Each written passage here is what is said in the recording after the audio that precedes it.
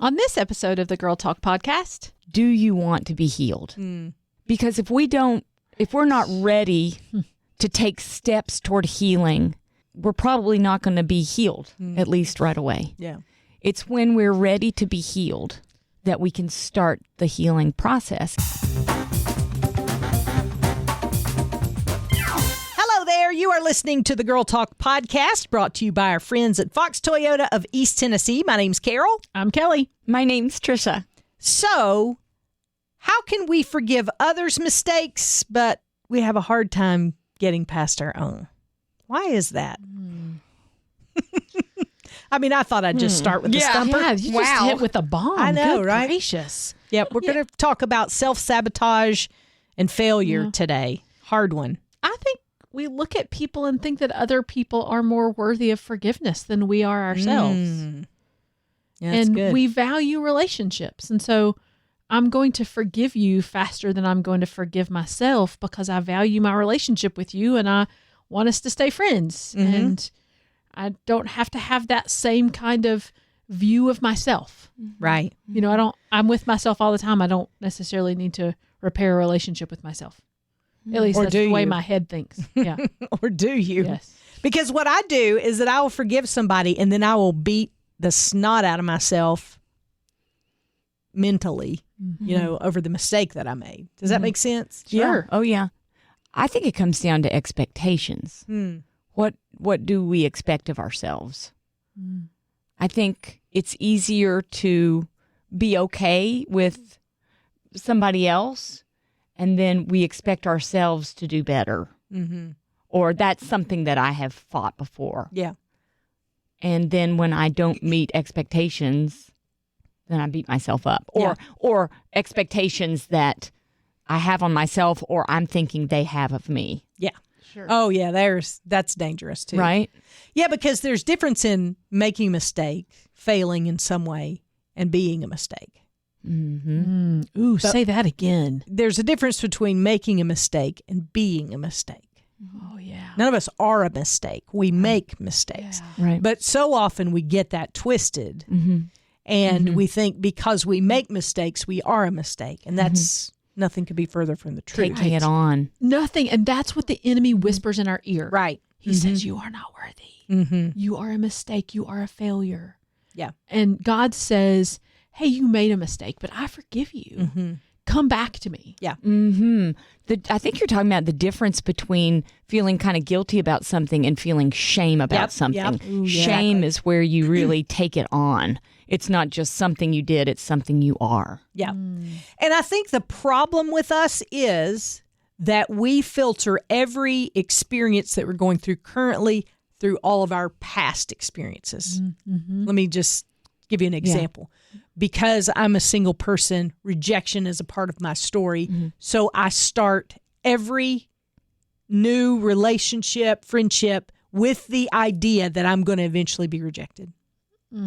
So that mars everything from the beginning because I can't forgive myself of that rejection. That would be an example of how that can be self-sabotaging behavior when I let that become altering to every other relationship or situation that I encounter. And I think I am really bad to do that. Maybe y'all don't do that, but I do a lot of it. It's a dirty filter. You can't pour Dirty clean filter, water yeah. through a dirty filter.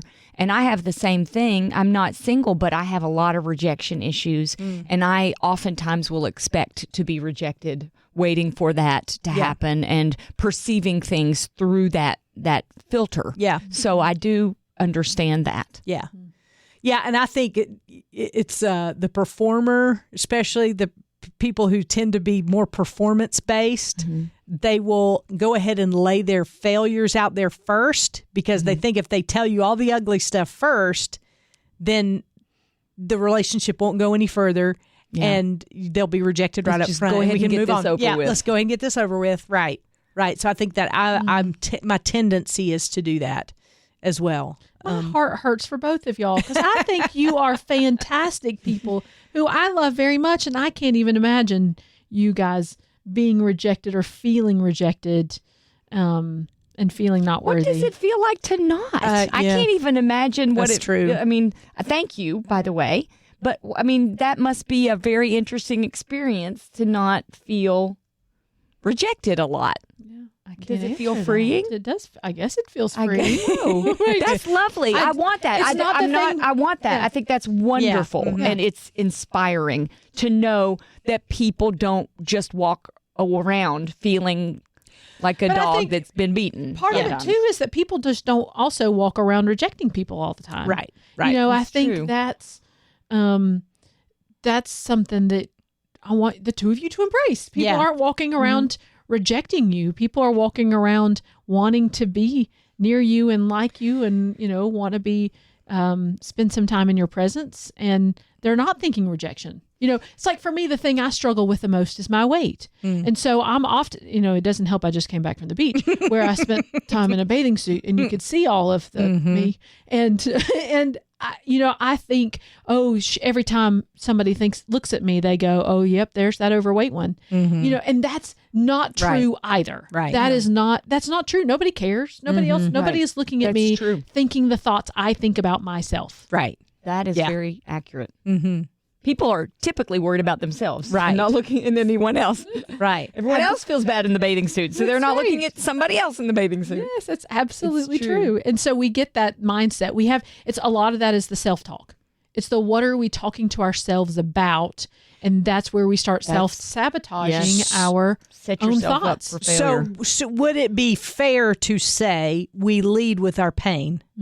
Ooh, yes. I mean, we lead with that instead of leading with who we are aside from that wound. You know what I'm saying? I lead with pain. I do, because and I've always said this, maybe it's not 100% true, but I've always said that's my personality. My personality, she'll say this often, she'll be like, that was really funny, but it's not true, because I'll do that. I'm the self-deprecating humorist from way back. I learned that. I'm pretty much sure I was doing that in the womb. But I came out just being witty and quick, and so I'll make a joke about my person, some flaw that I have, and Trisha will laugh, and I know I can get her in this position. She'll be like, that is so funny, but it's not true. Yeah, because two different things. There's funny and there's true. Right. That was funny, not true. But that's part of my defense mechanism, to make sure that I don't get hurt, because I lead with that pain of saying, I really want you to accept me, but I'm not even really sure I accept me. So I'm going to make my unacceptable parts really funny, so you'll laugh at me and hopefully overlook those unacceptable parts. Yeah. And not reject me. Does that make sense, or is that just totally off? Do I need to check myself in this afternoon? No, it makes sense. It makes sense. I think we all set ourselves up for those things, and I think it's because we are fearful. Yeah. Fearful of rejection, or fearful of a negative perception, fearful of not meeting the mark. It's a fear-based reaction, I think. And sometimes we set ourselves up for the bad situation because we're so afraid it's going to happen on its own. So we want some kind of control over it. That's what I think about with that sort of thing. There are situations I'll enter into a new situation, and I will tell myself, no, you can do it. This is going to be great, and I'll walk into this situation and everything goes okay for a minute. But the second I do perceive that I'm either rejected or not meeting the mark, not good enough, then I go down the same spiral that I've always gone down. You think about a path in the woods. That path is well marked. You know where that path is. You get on that path and you just follow it. There's a rut there. And when something happens that makes me feel like maybe I'm going to be rejected, I just find that path and I start trotting down that same old path. The good news is we can make new paths. Yeah. But it takes effort to bushwhack that path, new path, and let the other one grow over. But there are pathways in the brain. And here we're ending up again about what you think, what goes on in your mind. Right. Mm-hmm. Sometimes I wish, not often, but sometimes I wish that, you remember that pop-up video when VH1 came on and the the thoughts would show up in a little bubble up above the people's heads. You remember that? Yeah. Yes. Yeah. When they showed videos. For like 3 seconds, sometimes I wish that would happen so that other people could see that and go, what are you doing? Why is that? Yeah. Because the danger is if you stay in your own head, you begin to believe that is true. And so sometimes I wish there was that little pop-up bubble above your head to kind of announce what you are thinking inside your own head so that you could stop it at the very beginning. Take the eraser and erase it and put in something else. Yeah. Right. Philippians 4:8. Yeah. Think on things true. that are true, that are noble, that are pure, that are right, that are Just. lovely. Mm-hmm. Lovely. We can't think about things that are lovely and excellent and think about things that are awful and, have those negative thoughts. They don't coexist. They can't coexist. You think about a cup of water. You can't put more in if it's already filled. So you got to dump out the old and put in the new. Right. I like to think about that with my mind a lot because you have to get rid of the bad before you can put in the new. But once you put in the good and the new, there's no room for the bad. Yeah. So that's the good news about that. Yeah.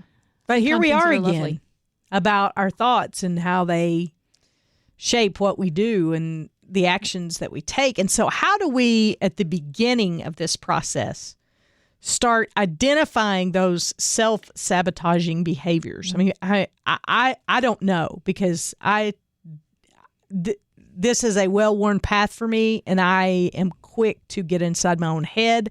I am quick to, and it's funny because most people are like, you're a really positive person, and outwardly I am, but inwardly I can be very hard on myself. Mm-hmm. And so I don't know the right place to start with this because sometimes I think it without even thinking about what I'm thinking about. It just happens as a reflex almost. Mm-hmm. Well, yeah, if you think about like a river, your mind goes that way. And if you're just floating, you're just going to go down that same path. Right. You got to paddle toward a different direction. Mm-hmm. But I was going to say something about that.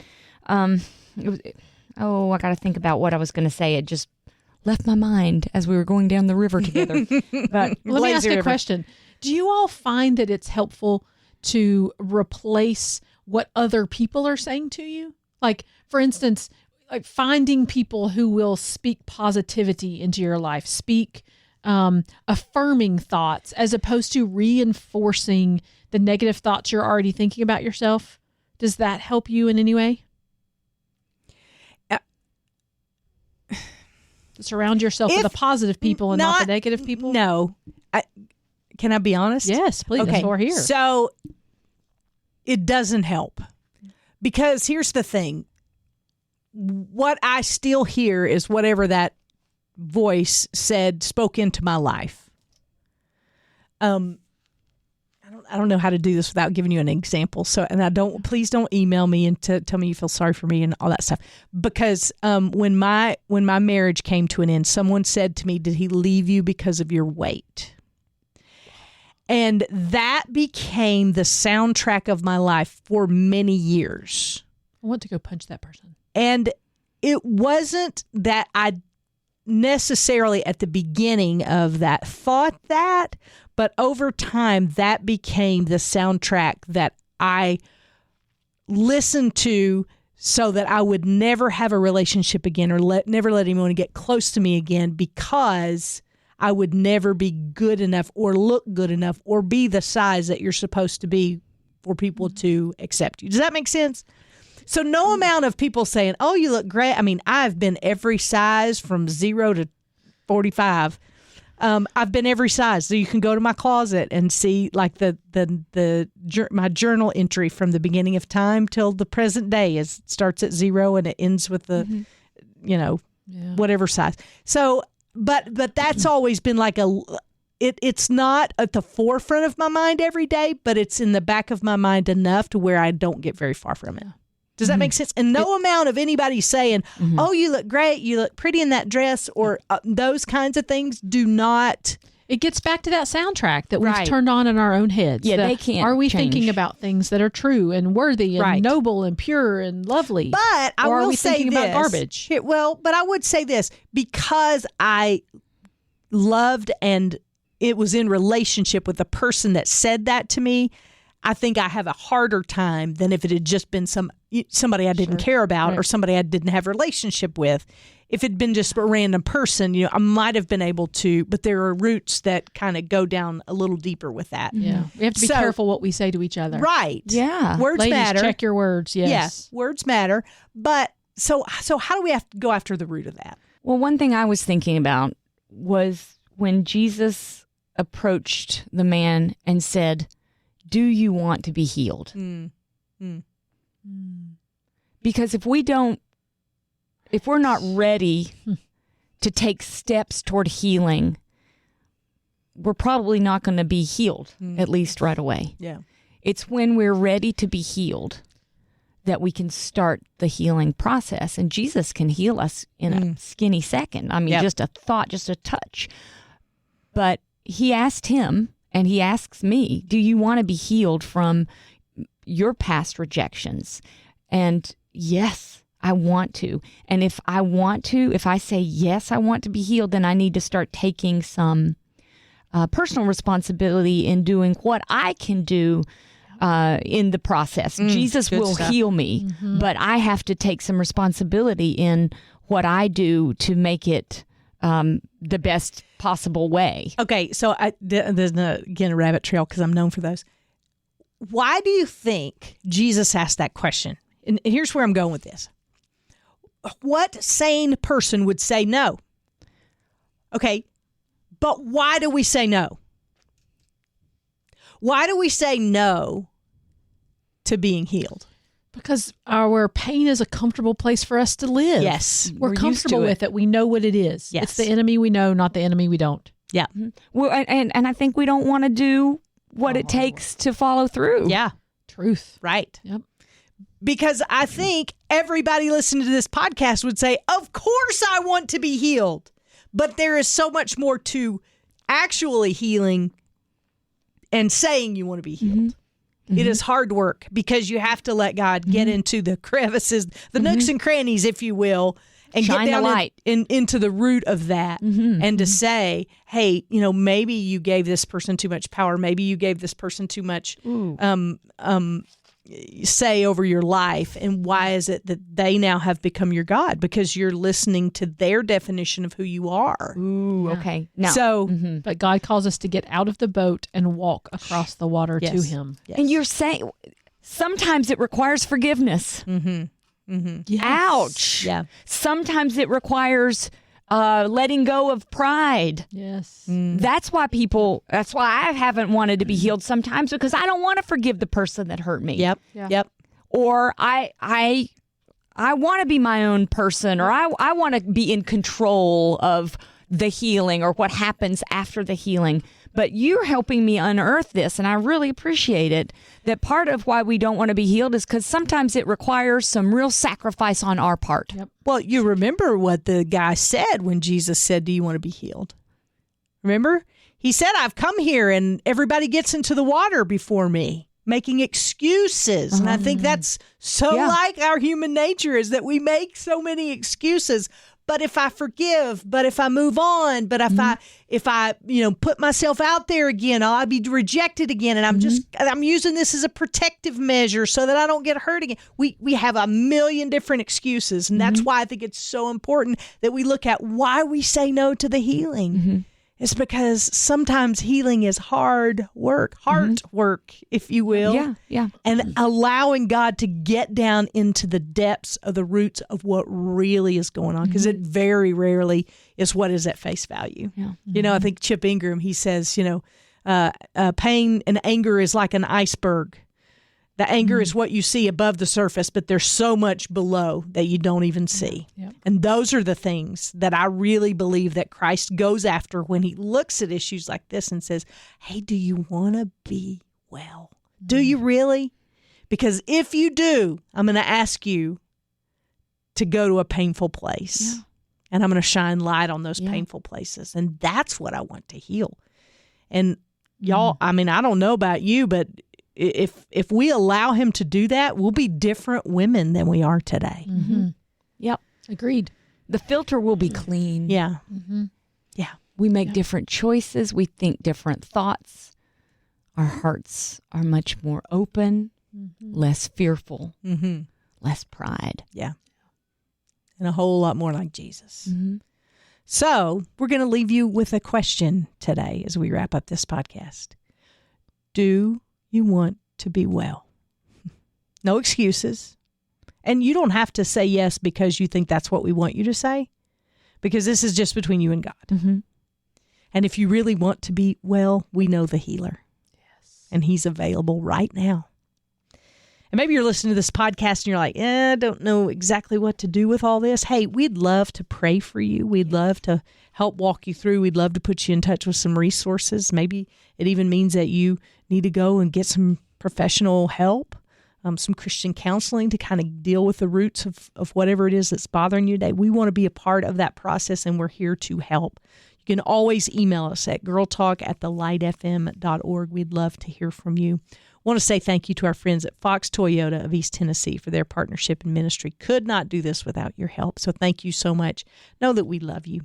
We want to see you well, healthy, whole, and serving God with all your heart. And that is our goal here. So if we can help in any way, once again, our email address, girltalk@thelightfm.org. And we'll see you next time we gather around these microphones for the next Girl Talk podcast.